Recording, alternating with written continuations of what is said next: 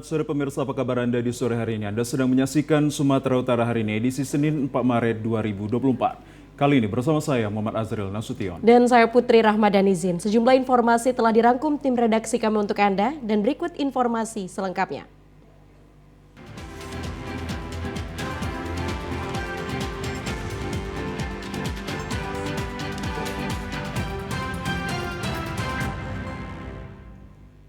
Pemirsa, di informasi yang pertama, bus pengangkut rombongan pelajar menabrak tembok pagar Markels Kodim 0208 Asahan pada Minggu malam. Meski tidak ada korban jiwa, namun kejadian tersebut mengakibatkan bus ringsek. Kecelakaan lalu lintas menimpa bus pengangkut rombongan pelajar di Jalan Lintas Sumatera Ahmad Yani Kisaran. Bus tersebut ringsek akibat menghantam sebuah tiang listrik PLN dan tiang lampu penerangan jalan serta menabrak tembok pagar Makodim 0208 Asahan. Kuatnya benturan tidak hanya membuat tembok pagar Makodim ambruk, juga mengakibatkan tiang listrik PLN dan tiang lampu penerangan tumbang. Beruntung seluruh pelajar beserta awak bus selamat dan tidak mengalami luka-luka. Kasih Humas Polres Asahan AKP D. Silaban siang tadi mengatakan bahwa kecelakaan lalu lintas bermula saat bus tersebut melintas dengan kecepatan tinggi dari arah Brastagi menuju Labuhan Batu. Tepat di lokasi kejadian, bus tersebut berpapasan dengan sebuah truk. Untuk menghindari tabrakan, pengemudi langsung banting setir ke kiri. Akibatnya bus langsung oleng dan menghantam tiang listrik PLN dan tiang lampu penerangan jalan serta tembok pagar Makodim 0208. Di TKP, bus tersebut banting setir karena menghindari mobil truk yang di depannya. Akibatnya dia menabrak tiang listrik, lampu jalan dan pagar markas komando Kodim Asahan. Untuk korban jiwa ada? Untuk sementara korban jiwa tidak ada, hanya korban kerugian material saja. Sementara itu hingga kini kasus kecelakaan tunggal bus pengangkut rombongan pelajar ini masih dalam penanganan petugas Satlantas Polres Asahan. Pemirsa, petani sawit di daerah Padang Lawas mengeluhkan harga tandan buah segar kelapa sawit yang tidak seimbang dengan harga pupuk non-subsidi. Selain itu, mahalnya biaya perawatan serta sulitnya untuk mendapatkan pupuk subsidi menyebabkan para petani sawit sulit meningkatkan hasil kebun milik mereka. Tingginya biaya perawatan kebun serta masih rendahnya harga tandan buah segar kelapa sawit menyebabkan para petani kesulitan untuk meningkatkan hasil pertaniannya. Sedangkan untuk pupuk subsidi yang seharusnya bisa menolong para petani saat ini langka dan jika pun ada harganya jauh di atas harga yang telah ditentukan oleh pemerintah. Tingginya biaya perawatan serta kurangnya pemupukan berpengaruh terhadap hasil kebun sawit, sehingga saat ini kesejahteraan petani masih jauh yang diharapkan. Hal ini disampaikan Sahrul, salah seorang petani sawit yang mengaku kesulitan untuk bisa mendapatkan pupuk subsidi, sedangkan hasil kebun saat ini terus menurun dikarenakan musim trek buah sawit. Inilah Pak, faktor dari pupuk yang mahal. Satu itu, jadi petani itu merawatnya juga ala kadarnya. Jadi lihatlah Bapak itu lahan kita itu semua sekali. Inilah contohnya ini. Ini hasil 3 hektar cuma dapatnya segini, nggak ada 1 ton. Gimana petani mau sejahtera? Gimana petani sawit mau maju, Pak? Kalau caranya pemerintah kayak gitu. Naik sebentar, kemudian diturunkan lagi efek dari minyak goreng yang ditekan pabrik menekan petani. Yang susah ya petani juga, Pak. Mohonlah bantuan dari pemerintah gimana solusinya. Akses pupuk subsidi pun sangat sulit. Itulah sangat langka. Jadi ya itulah. Pemerintah memberikan perhatian kepada petani terutama dalam memberikan pupuk subsidi agar bisa meningkatkan hasil kebun sawit mereka. Kita beralih ke informasi lainnya pemirsa, akibat mahal serta sulitnya mendapatkan pasokan kedelai membuat pabrik tahu di Padang Lawas mengurangi produksi hingga 30%. Agar tetap bertahan, pengusaha terpaksa mengurangi ukuran serta menaikkan harga tahu. Pabrik tahu yang berada di Desa Ujung Batu 4, Kecamatan Hutaraja Tinggi, Kabupaten Padang Lawas yang merupakan usaha industri rumahan ini sebelumnya mampu memproduksi tahu setiap harinya sekitar 40 hingga 50 kg. Namun karena harga kedelai yang terus naik, pengusaha tahu terpaksa mengurangi produksinya menjadi 25 hingga 30 kilo saja. Untuk bisa bertahan, pengusaha terpaksa mengurangi ukuran serta menaikkan harga tahu. Salah seorang pengusaha tahu, Sadikin, mengatakan bahwa harga kedelai telah 2 tahun ini terus melonjak. Sebelumnya harga kedelai hanya Rp7.000 per kilogramnya, kini sudah mencapai Rp14.000 per kilogram. Untuk saat ini kami bisa mencapai produksi tahu bisa mencapai 25 sampai 30 kilo. Biasanya kami bisa mencapai 40-an kilo. Karena kacang kedelai mahal ini cuma bisa mencapai 25 sampai 30-an kilo. Sementara itu, Sadikin berharap agar pemerintah bisa memenuhi kebutuhan serta menstabilkan harga kedelai sehingga pengusaha tahu bisa memproduksi normal kembali. Pemirsa, menjelang Ramadan, sejumlah kebutuhan pokok di pasar Kota Beringin Sibolga mengalami kenaikan harga rata-rata mencapai 30 hingga 50%. Menurut pedagang, ada beberapa bahan pokok seperti beras, gula, dan minyak goreng yang mengalami kenaikan harga secara bertahap sejak beberapa bulan lalu.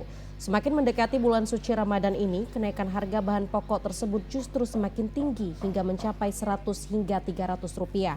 Seperti harga beras merek Kuku Balam, per karungnya dijual dengan harga Rp425.000 dari sebelumnya berkisar Rp400.000. Disebutkan pedagang pasar Kota Beringin Sibolga, kenaikan harga paling mencolok terjadi pada komoditas telur ayam, sayur mayur, cabai merah, dan bawang merah. Saat ini harga telur ayam berukuran sedang dipatok dengan harga Rp50.000 dari sebelumnya hanya berkisar Rp46.000 per papan.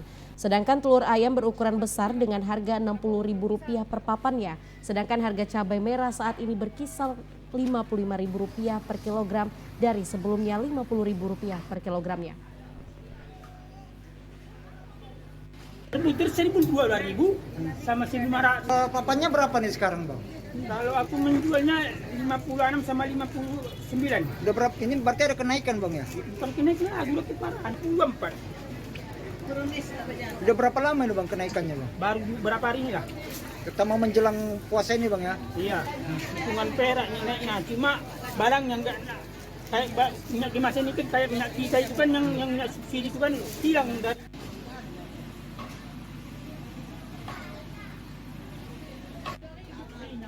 Akan masyarakat mengurangi jumlah pembelian. Ya, pemirsa, sementara itu harga daging ayam di Labusel juga merangkak naik sehingga membuat pedagang mengeluh karena sepi akan pembeli. Kenaikan harga daging ayam di pasar Kota Pinang, Labusel telah berjalan selama 2 bulan. Harga daging ayam mengalami kenaikan mulai dari harga Rp26.000 hingga Rp28.000 per kilogramnya. Sedangkan sebelumnya hanya Rp21 hingga Rp23.000 per kilogram. Kemungkinan harga daging ayam akan bertambah tinggi menjelang bulan suci Ramadan. Salah seorang pedagang ayam di pasar Kota Pinang, Randy, menyampaikan kenaikan harga daging ayam ini membuat sepi pembeli dan ini sudah berjalan selama 2 bulan, ditambah menjelang masuknya bulan puasa. Ia berharap harga daging ayam dapat segera turun agar pembeli kembali normal.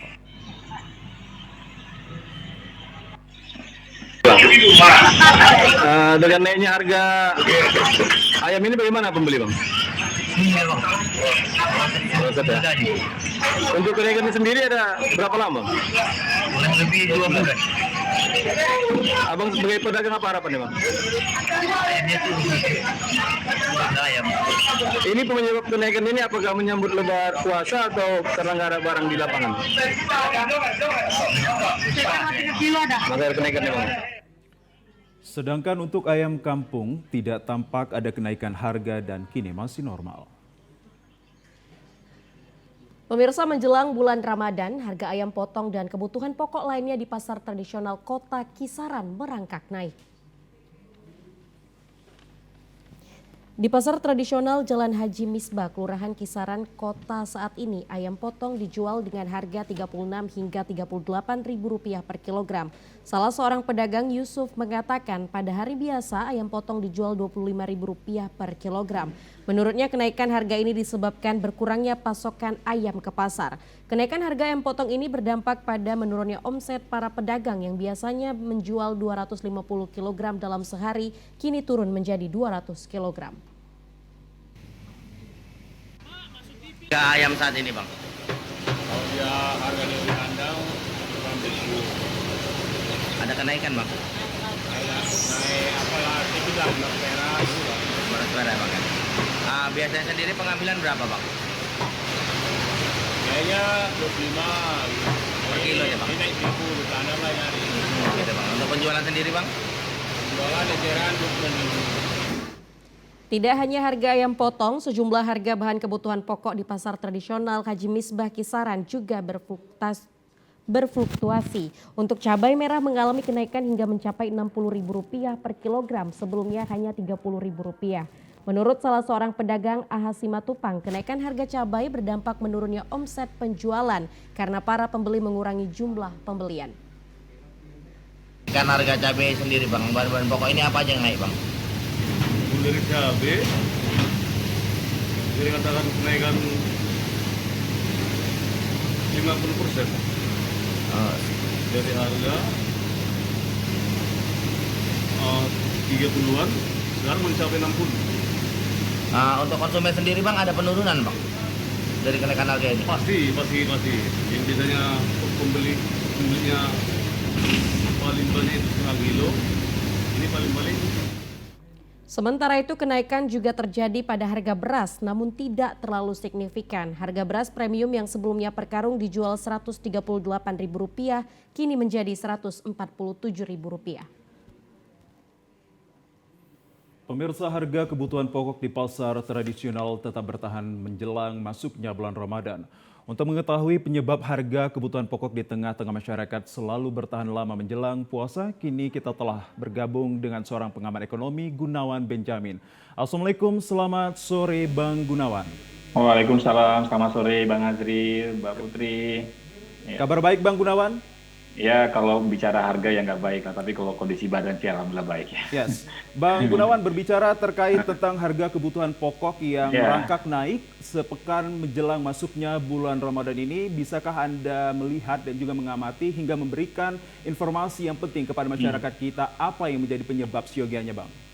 Iya, harga daging ayam memang kenaikannya terus terjadi sejak Februari kemarin ya. Sekarang ini aja di Kota Medan harga daging ayam di kisaran Rp40.000 per kilogram, dari sebelumnya di kisaran angka Rp26 hingga Rp33.000 per kilogramnya.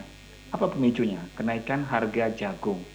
Jagung ini sebagai bahan komoditas utama pembentukan pakan ternak. Nah, pada saat harga jagung naik hingga mencapai Rp7.000 per kilogram, secara otomatis harga pakan juga mengalami kenaikan. Ya. Nah, kenaikan harga pakan inilah yang mendorong kenaikan harga daging ayam belakangan ini. Itu yang pertama. Yang kedua, harga gula pasir di Kota Medan itu sudah di kisaran angka 17 hingga Rp18.000 per kilogramnya. Di wilayah juga sama nih, nggak jauh beda nih di Sibolga, dimanapun. Tetapi kenaikannya itu dalam kurun waktu seminggu terakhir, itu naik sekitar Rp500 hingga Rp1.000 per kilogram. Apa pemicunya? Dari pantauan kita, pemicunya adalah penurunan produktivitas pada pabrik penghasil gula seperti yang ada di Sumatera Utara, di Lampung, dan sejumlah wilayah lain. Ditambah lagi memang kenaikan biaya produksi, plus ditambah lagi memang ada kebijakan pembatasan ekspor gula pasir di sejumlah negara seperti salah satunya itu India. Ya, kebijakan tersebut siogianya kapan terjadi Bang Gunawan? Kalau kita berbicara hal ini mengingat sepekan menjelang masuknya bulan Ramadan ini kian melonjak harga kenaikannya. Namun beberapa informasi yang saya peroleh bahwa harga ini juga telah terjadi pada akhir Februari Bang Gunawan. Iya, pada dasarnya kenaikannya bukan dikarenakan demand ya menjelang Ramadan. Ini yang harus digarisbawahi dan ini yang harus diperhatikan oleh pemerintah.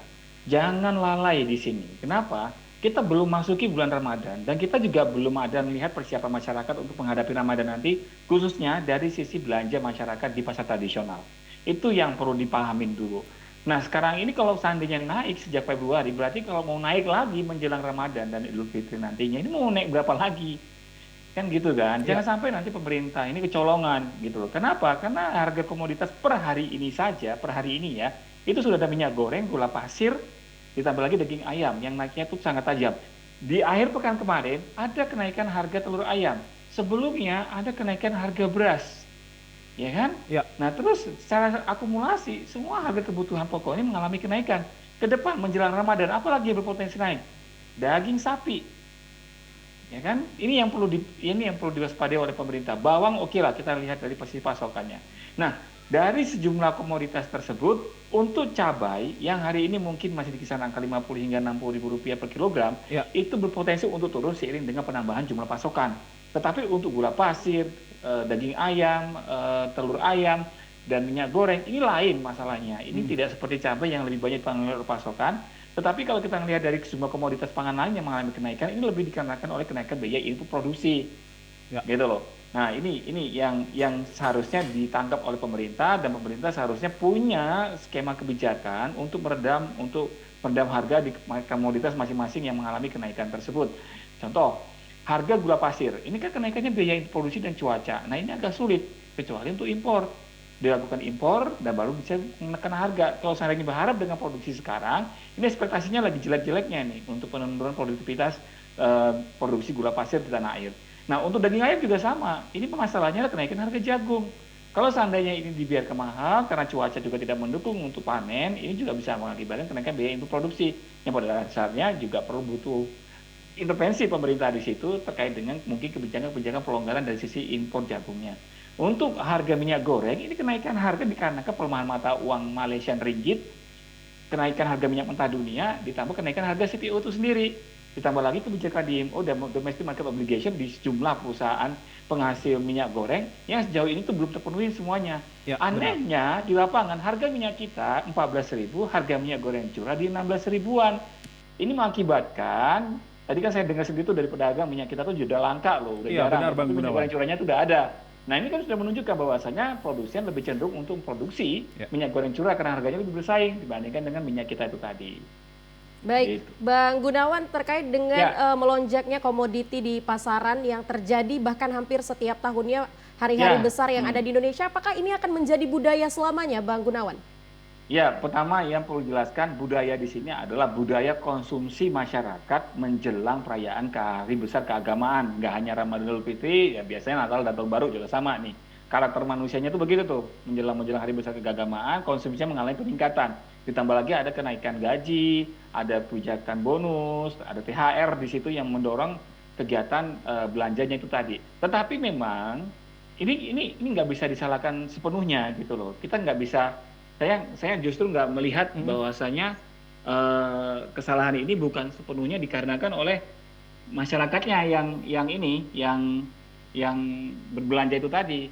Tetapi memang yang perlu diwaspadai adalah masalah kenaikan harga ini lebih dikarenakan dorongan kenaikan biaya input produksi yang cukup tinggi. Hal ini harus diantisipasi gitu loh. Nah, kalau budayanya memang dari tahun-tahun lalu itu seperti ini. Dari sejak kita lahir itu udah seperti ini kan, sejak Ramadan Idul Fitri. Tapi sebisa mungkin saya memberikan masukan ya kepada masyarakat untuk lebih berhemat lah. Untuk lebih rasional dalam mengeluarkan. Lebih berhemat dimulai sejak kapan ini, Bang Gunawan? Apakah dimulai dari hari ini menjelang sepekan ini seperti apa? Iya, saya gini ya mikirnya ya. Kalau kita bicara ini mau dimulai kapan ini? Ya, mulai sekarang lah ya. Kita bilang ya. Jangan sampai gini loh. Hematnya terjadi pada saat semuanya udah mahal gitu loh. Nah, kayak sekarang ini kan semuanya udah mahal nih kan. Nah, ini hemat-hemat terpaksa nih jadinya masyarakat nih kan. Nah, kalau kondisi hemat yang seperti sekarang, justru saya nangkepnya lain. Jangan-jangan ini dipengaruhi oleh daya beli. Hemat yang dipaksakan karena daya beli ini menurun, ini bisa berakibat pada perlambatan laju pertumbuhan ekonomi. Nah, tapi kalau hemat dikarenakan kesadaran pribadi, berarti masih ada uang yang dialokasikan untuk kebutuhan yang lainnya, seperti cadangan misalkan. Jadi pada saat nanti kenaikan harga kebutuhan pangan terjadi lagi, masyarakat tetap punya uang untuk membeli itu semua. Nah, tapi kan sekarang kan tidak. Masyarakat juga butuh ini, yang namanya bantuan sosial dari pemerintah, butuh kebijakan-kebijakan subsidi lainnya, sehingga kenaikan harga yang terjadi belakangan ini tuh harus bisa diimbangi dengan pendapatan dari sisi yang lainnya. Sayangnya, harga komoditas unggulan sumut seperti sawit, karet, atau mungkin beberapa komoditas lainnya stagnan, pendapatannya tidak naik, yang kenaikannya hanya terjadi pada golongan ASN, yang tahun 2024 ini mengalami kenaikan gaji sekitar 8%. Ini yang mendorong belanja. Tetapi kalau kita lihat dari kenaikannya saat ini bukan dikarenakan oleh demand-nya yang tinggi. Ini loh, demand yang tinggi ini bukan memicu kenaikan harga, bukan. tetapi kenaikan biaya impor produksi. Dan ini adalah masalah serius yang seharusnya ditangkap oleh pemerintah untuk segera diambil kebijakan itu seperti apa. Ya.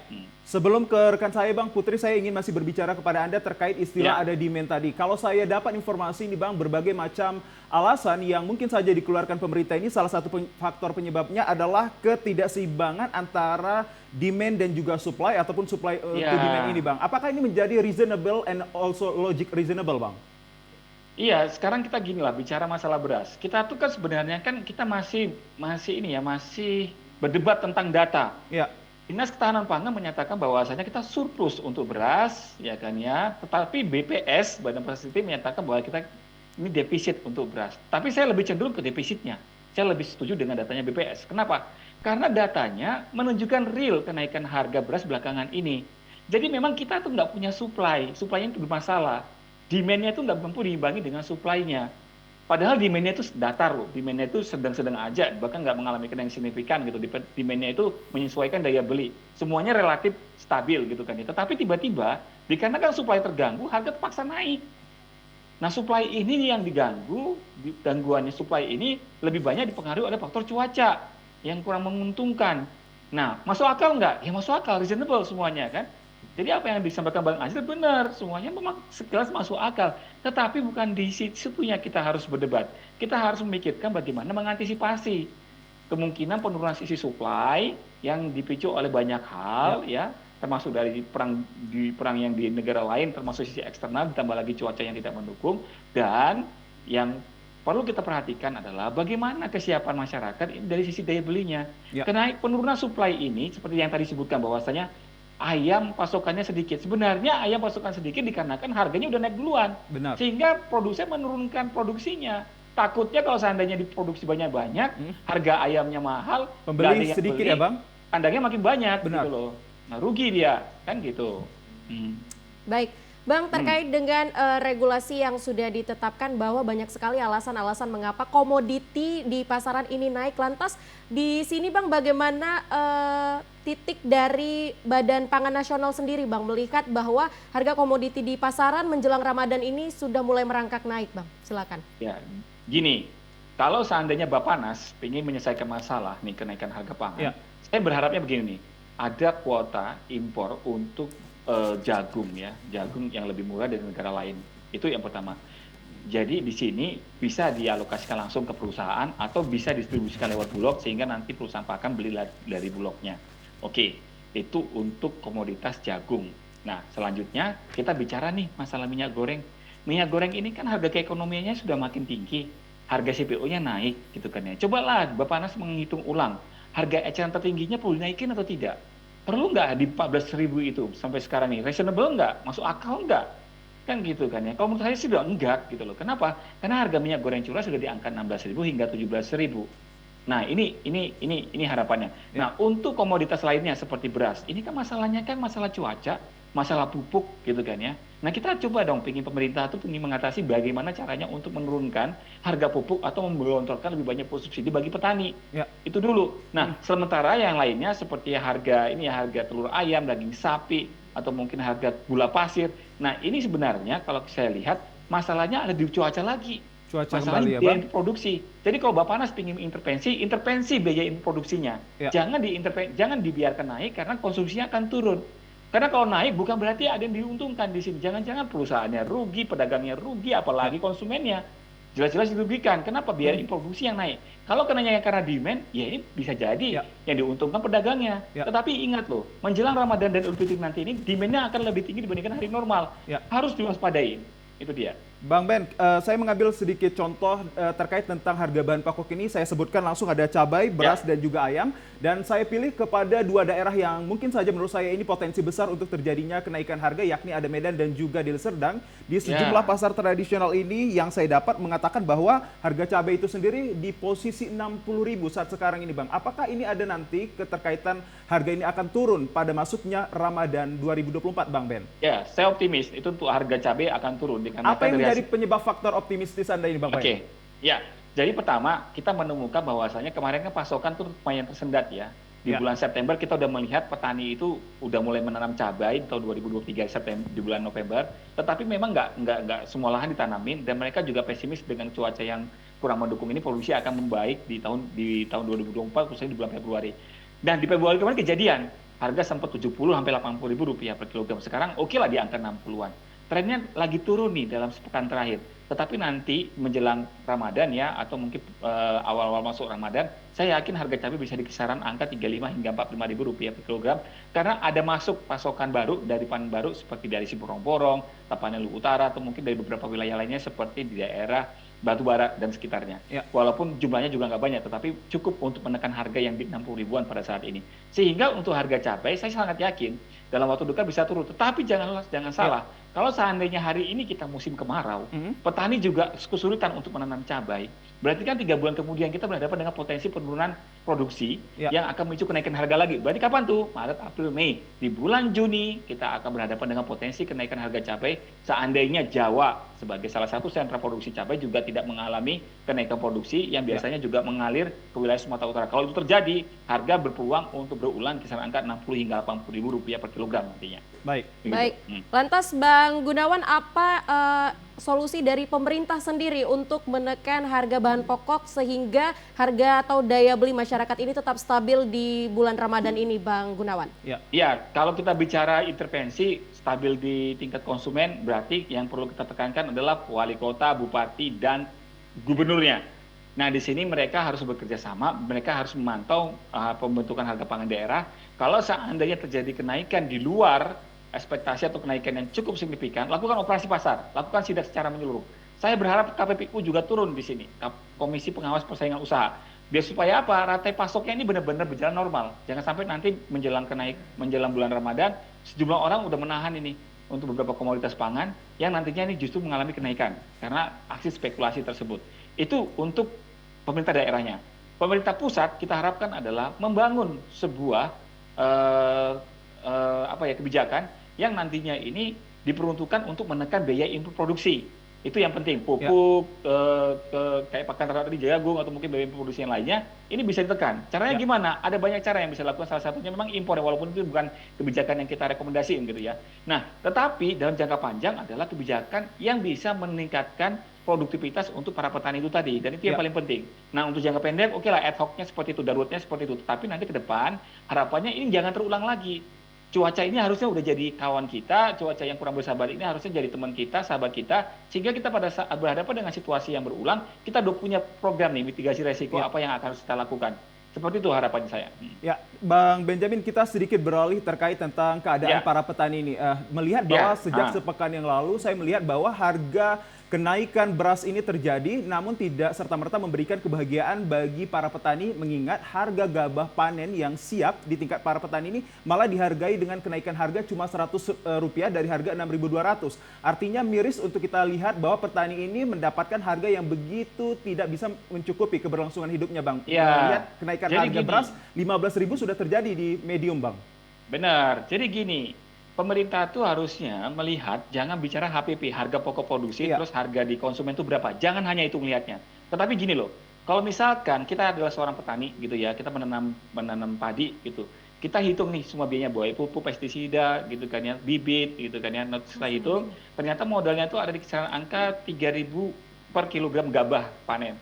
Nah, pada saat di pasar harganya 3.500.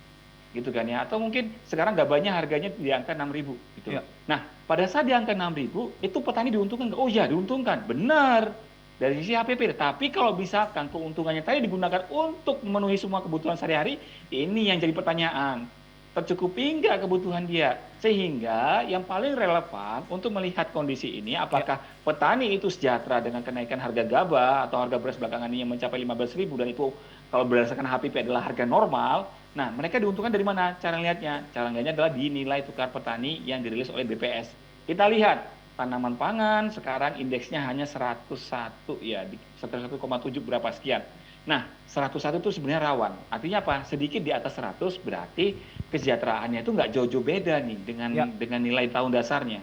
Artinya mereka juga nggak mendapatkan kesejahteraan yang melimpah dengan kenaikan harga tersebut. Artinya apa? Kenaikan harga di tingkat HPP, kenaikan harga di tingkat penjualan gabah kering panen, ditambah atau mungkin gabah kering giling, itu ternyata keuntungannya belum tentu mampu untuk memenuhi kebutuhannya sehari-hari yang dikarenakan yang diakibat oleh kenaikan harga cabai, kenaikan harga beras, kenaikan harga kebutuhan lainnya, kebutuhan rumah tangga, pendidikan, kesehatan. Nah, ini yang belum mampu diimbangi dengan kenaikan harga cabainya itu tadi. Nah, ini yang harusnya jadi concernnya pemerintah tuh di situ. Jangan hanya melihat petani udah untung karena harga gabah yang dihasilkan petani itu lebih tinggi dijual di penggilingan dibandingkan dengan sebelum-sebelumnya misalkan. Nah, itu yang menjadi concern kita terhadap pemerintah khususnya untuk diberikan dan dialamatkan kepada nasib para petani kita ya Bang ya? Iya, benar sekali. Baik, mungkin Bang Gunawan Benjamin di segmen terakhir ini sebagai pengamat ekonomi boleh memberikan harapan dan himbauan kepada masyarakat agar bahan pangan ataupun pokok tetap stabil di pasaran. Silakan Bang. Dan untuk tidak panik buying Bang, bisa ditambahkan. Iya, gini ya, saya berharap masyarakat, saya ngerti ini, bahwasanya kenaikan harga pangan belakangan ini membuat masyarakat itu sulit menerimanya gitu. Oke, kita tahu itu.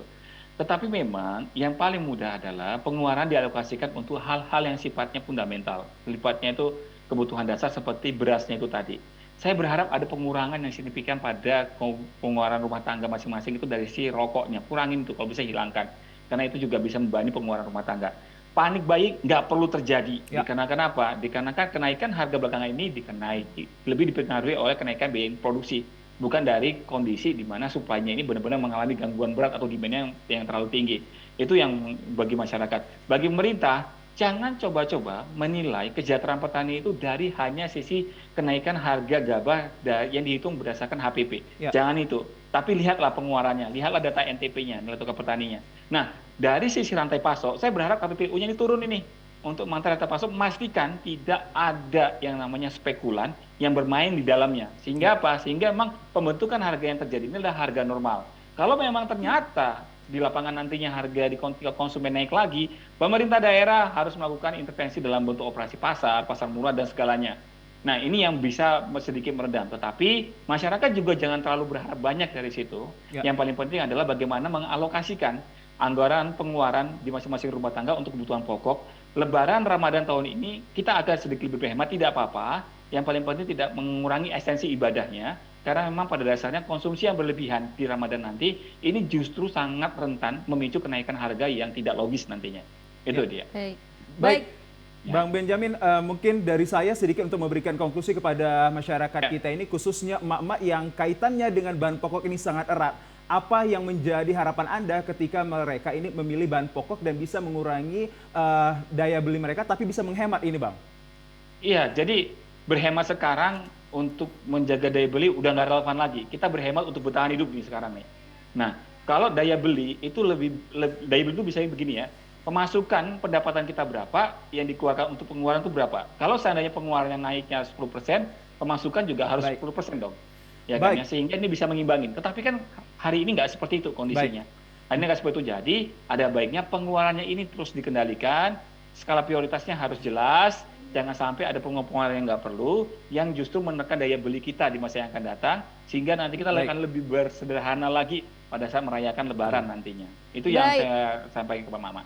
Baik, terima kasih kami ucapkan kepada Bang Gunawan Benjamin selaku pengamat ekonomi. Selamat sore dan selamat bertugas kembali, Bang.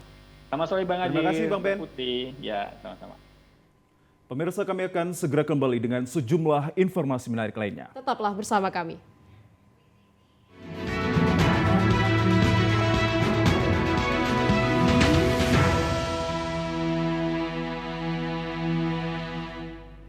Pemirsa, rapat pleno rekapitulasi yang digelar KPUD Labusel mendapatkan pengamanan dari pihak kepolisian sebagai antisipasi provokasi pada Minggu siang.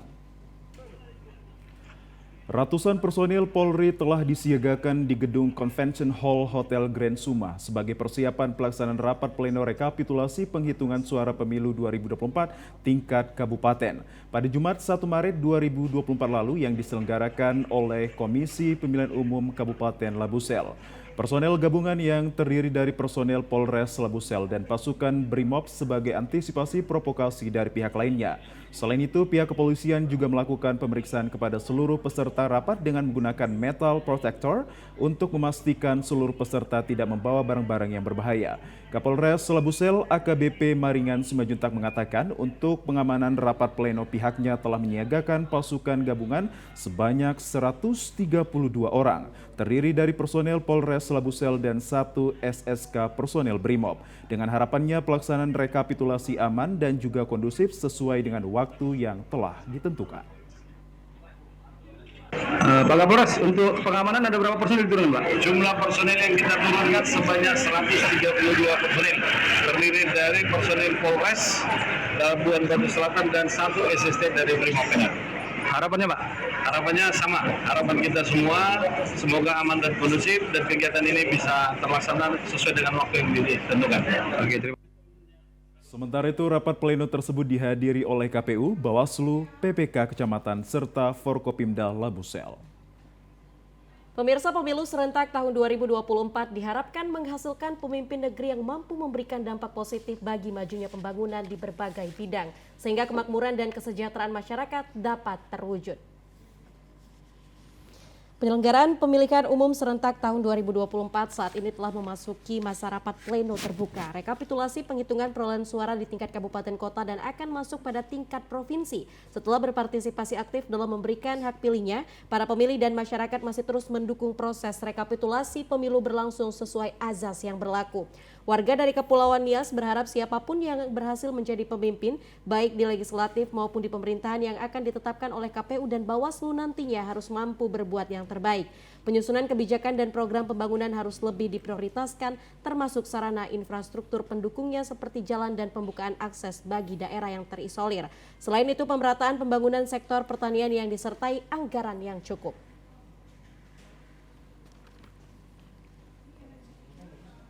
Pengharapan kami untuk membangun jalan-jalan yang sedikit besar di sini itu melancarkan pertanian, untuk biaya pendidikan, untuk mendapatkan beasiswa juga, Pak. Warga berpendapat untuk proses selanjutnya jelang penetapan hasil pemilu, seluruh penyelenggara dan peserta pemilu tetap mempertahankan marwah demokrasi Indonesia jauh dari segala bentuk kecurangan.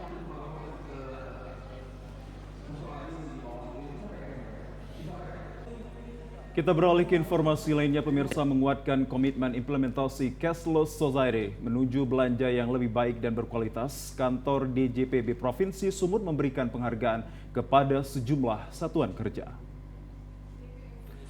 Kepala Kantor Wilayah DJPB Provinsi Sumut, Saiful, membuka acara penganugerahan Treasury Ulos Award 2023 di Aula Rekreasi Gedung Keuangan Negara Medan siang tadi.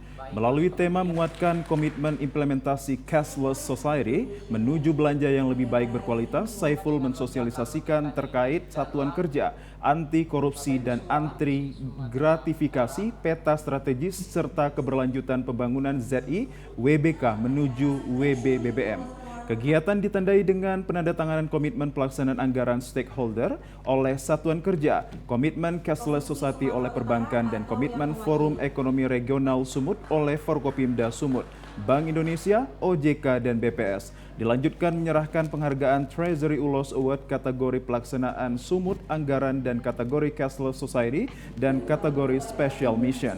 Lembaga penyiaran publik TVRI Sumut mendapatkan penghargaan nilai transaksi KKP terbesar tahun 2023 kategori Cashless Society.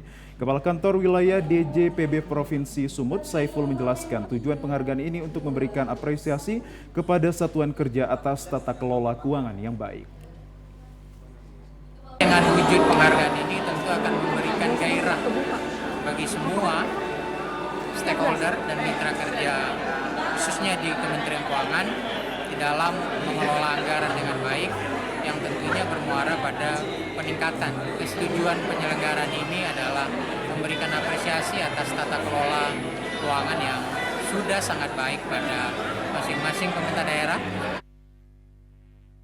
Pemirsa, PT Aviasi Pariwisata Indonesia atau Injourney mengklaim penyelenggaraan F1 Powerboat Danau Toba 2024 lebih baik dibandingkan penyelenggaraan pada 2023. Direktur Pemasaran dan Program Pariwisata Injourney Mayo Watono mengatakan penyelenggaraan F1 Powerboat Danau Toba 2024 berjalan lancar dan tepat waktu sesuai jadwal yang ditetapkan. Meski berjalan lancar, Maya mengungkapkan masih terdapat beberapa kendala seperti cuaca. Ia menjelaskan berkaca pada tahun lalu, Injourney bersama dengan H2O Racing bersepakat untuk mengganti jadwal perlombaan menjadi pagi hari karena kondisi ombak atau gelombang air lebih stabil. Pihak Injourney mengoptimalisasi kegiatan agar penonton atau wisatawan yang datang tidak hanya menyaksikan balapan jet air saja, tetapi juga bisa menikmati kejuaraan nasional aquabike atau jet ski dan kompetisi perahu dayung Solu Bolon. Dengan penyelenggaraan side event tersebut diharapkan wisatawan dan masyarakat bisa lebih terhibur sehingga akan berdampak baik untuk ekonomi. Maya juga menambahkan pada tahun lalu dampak ekonomi penyelenggaraan ajang internasional tersebut mencapai 1,6 triliun dan tahun ini diharapkan bisa meningkat minimal 10 hingga 20%. Selain itu keterlibatan pelaku usaha mikro kecil dan menengah yang dipusatkan di sekitar lokasi utama perlombaan membuat masyarakat memiliki banyak pilihan aktivitas selama penyelenggaraan lomba jet air tersebut. Maya mengajak semua pihak khususnya masyarakat untuk membantu mempromosikan ajang otomotif itu sehingga minat wisatawan domestik dan mancanegara semakin tinggi untuk berlibur ke danau vulkanik terbesar di dunia. Menggunakan di atas sea level dan juga tikungan-tikungan yang paling banyak di seluruh dunia, tikungan-tikungan ajang. Jadi memang ini sangat luar biasa sekali, sangat membanggakan bagi kami dari Injourney sebagai strategic holding BUMN di bidang pariwisata dan aviasi, dan juga pastinya untuk Danau Toba dan Indonesia untuk kembali menghost sebagai tuan rumah F1 Powerboat, suatu ajang water sports yang sangat bergengsi di seluruh dunia. Pemirsa, berikut informasi perakiraan cuaca di sejumlah daerah di Sumatera Utara dari Badan Meteorologi, Klimatologi, dan Geofisika Wilayah 1 Medan yang berlaku esok Selasa 5 Maret 2024. Halo Sobat BMKG, berjumpa kembali bersama saya Marta Manurung. Perakiraan cuaca Balai Besar MKG Wilayah 1 Medan yang akan menyampaikan informasi perakiraan cuaca dan hotspot Provinsi Sumatera Utara untuk hari Selasa 5 Maret 2024. Pada pagi hari, wilayah Sumatera Utara diperkirakan berawan. Pada siang hingga sore hari, berpotensi hujan ringan hingga lebat di sebagian wilayah Sumatera Utara, di mana potensi hujan lebat terjadi di Langkat, Binjai, Deli Serdang, Serdang Badagai, Tebing Tinggi, Tapanuli Tengah, Sibolga, Batubara, Humbahas, Dairi, Pakpak Barat, Samosir, Padang Lawas, Labuhan Batu, dan Labuhan Batu Selatan. Untuk malam hari masih berpotensi hujan ringan hingga lebat di sebagian wilayah Sumatera Utara, di mana potensi hujan lebat terjadi di Karo, Dairi, Pakpak Barat, Humbahas, Tapanuli Tengah, dan Sibolga. Untuk dini hari diperkirakan berawan di seluruh wilayah Sumatera Utara, dengan suhu udara 16 hingga 34 derajat Celcius dan kelembapan udara 60 hingga 95%. Arah angin bertiup dari timur laut hingga tenggara, dengan kecepatan angin 10 hingga 30 km per jam. Pada tanggal 3 Maret 2024 terpantau tidak ada titik panas di wilayah Sumatera Utara. Kami tetap menghimbau kepada masyarakat agar tetap waspada akan potensi hujan sedang hingga lebat yang dapat disertai petir dan angin kencang di wilayah pantai timur, lereng timur, pegunungan hingga pantai barat Sumatera Utara yang dapat berpotensi mengakibatkan banjir ataupun longsor. Demikianlah informasi perakiraan cuaca dan hotspot yang dapat kami sampaikan. Semoga bermanfaat bagi Sobat BMKG semuanya. Terima kasih dan sampai jumpa.